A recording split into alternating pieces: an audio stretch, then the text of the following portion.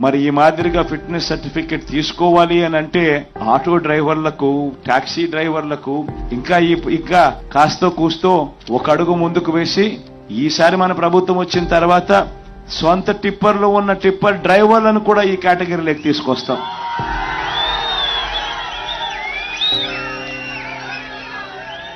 వీళ్ళందరికీ కూడా క్రమం తప్పకుండా మన ప్రభుత్వం ప్రతి సంవత్సరం వీళ్లకు తోడుగా అండగా ఉంది అని చెబుతూ ఏకంగా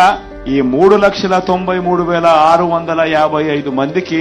క్రమం తప్పకుండా, అంటే కొంతమంది మళ్ళీ అమ్ముకుంటా ఉంటాంటారు వాళ్ళ వెహికల్స్ అన్ని కూడా, కానీ క్రమం తప్పకుండా ప్రతి సంవత్సరం 10,000 ఇస్తూ